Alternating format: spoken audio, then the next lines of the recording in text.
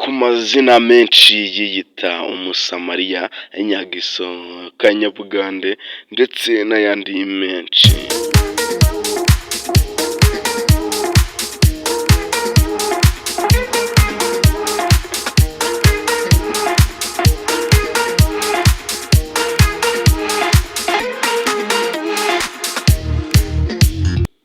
Ngaya nguko, dore ko uyu Nyagiso ubu kugeza ubu ari umunyarwenya umaze kugera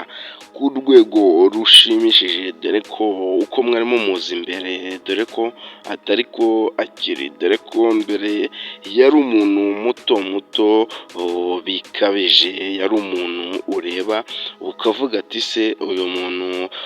byagenze ute, uyu muntu se azavamo umuntu ufatika, dore ko yatangiye byanga ariko gake gake nirwo rugendo byabashije kuba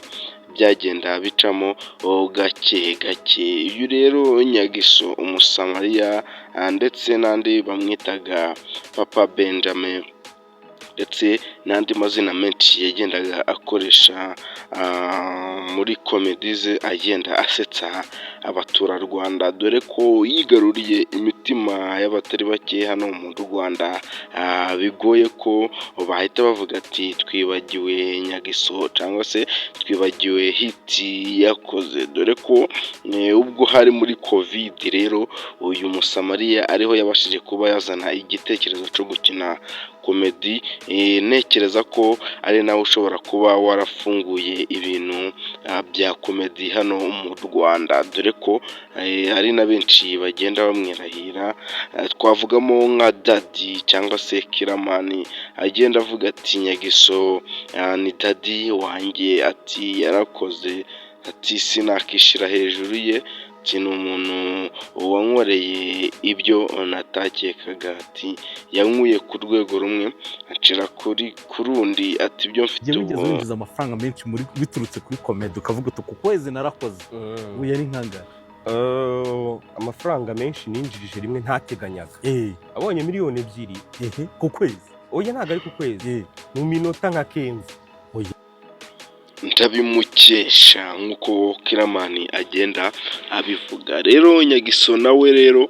bagenda bamubaza ibibazo bigiye bitandukanye mu ma interview agiye atandukanye yagiye akora, bagenda bamubaza ati se Nyagiso ni ayahe mafaranga menshi ushobora kuba warafasheho aziye rimwe ukumva uratunguwe? Nyagiso rero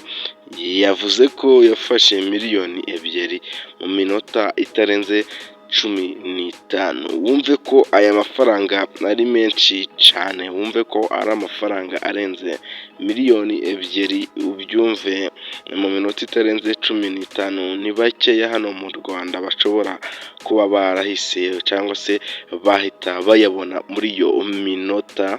dore ko uyu Nyagiso rero si gukina komedi gusa, dore ko anandika filime nyarwanda zigiye zitandukanye. Rero Nyagiso ubyumve ko afite ubwenge karemano, dore ko Nyagiso ibintu by'urwenya bimurimo mu maraso. Si ibyo gusa kandi rero ubu Nyagiso yabashije kuba yavuga ati ngomba kuba nashinga resitora yo kuza abakire cyangwa se abandi muri rusange biyakiriramo, dore ko ari igitekerezo cyiza Nyagiso yabashije kuba yagira, dore ko iyi resitora ye ifite kabari, ikagira jaride yo kuba wakifotorezamo n'andi ma view meza ugomba kuba ureba hameze neza, dore ko iyi nzu ari ye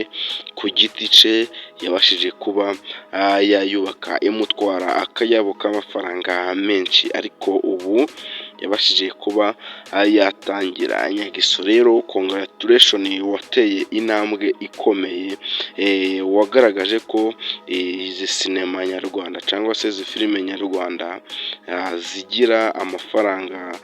cyangwa se zitanga umusaruro urugero ubona ko ari urugero rwiza, ari urugero rw'urubyiruko muri rusange, yagaragaje isura nziza kuko ibi bintu abenshi bagenda babijyamo bakavuga ati bagiye mu burara, dore ko aho ngaho ubona rero ni kwa Nyagiso hapu nk'uko uhabona, aho naho ugenda utemberera gake gake winywera icupa ryawe, dore ko buri kimwe cyose kiba kirimo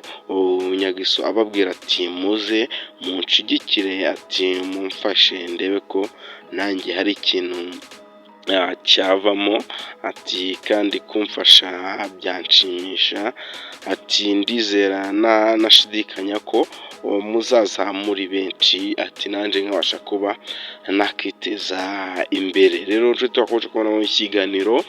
ko nimba utarakora subscribe yikore kugira ngo ibindi biganiro byiza tuza tubagezaho bize bageraho ku gihe. Mwari kumwe na Benjamin, ndabashimiye, Imana ibarinde, ndabakunda cyane, ciao ciao.